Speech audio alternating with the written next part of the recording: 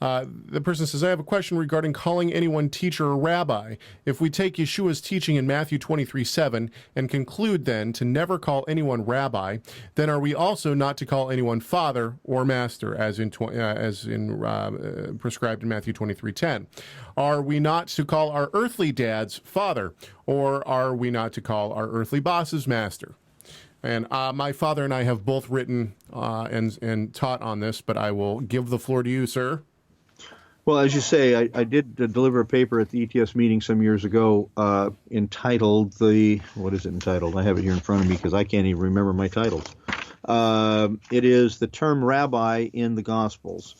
And I did the research on this, at least enough to satisfy myself. Short answer is this. We know that the word rabbi was in the process of being, in the Gospels, a number of times when the term rabbi is used, the writer of the Gospel goes on to say, which means teacher. Originally, Ravi, Rabbi, and by the way, the word Rav is only used when they went to Babylon. So those who refer to themselves as Rav apparently have some origin in Babylonia, but and that's why it's anachronistic, or I don't know what you would say, wrong to refer to Paul as Rav Shaul. He's never referred to that in the scriptures. But anyway, so we know if we look at the Gospels, for instance, in the Gospel of Matthew, the only people that refer from Matthew's writings, the only people that refer to Yeshua as rabbi are his enemies, including Judas. And if you look to see in the synoptics, that is Matthew, Mark, and Luke, and you see where, say, Mark or Luke uses the word rabbi, you look back in the other two, and you'll see that sometimes a different word is being used. Sometimes kurios, Lord, rather than rabbi, and sometimes a teacher. So it's only John who begins to use rabbi in a very positive way throughout his gospel. That's interesting because I take the view that John's gospel was written later. Sure.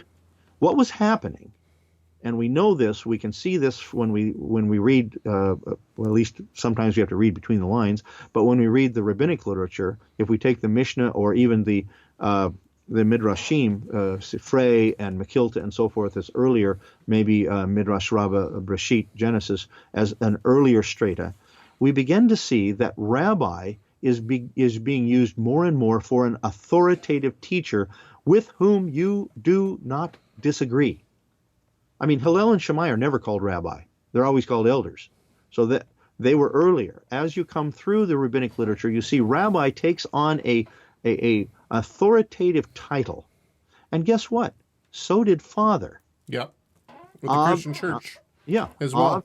Av and Abba took on authoritative. So, and thanks for putting that in, Caleb, because the Christian church took some of these terms and applied them to their own leaders. Why? Tit for tat. You think your leaders, you Jewish people, have all the answers? No, we've got leaders that are equal to them. They have the same title and so forth.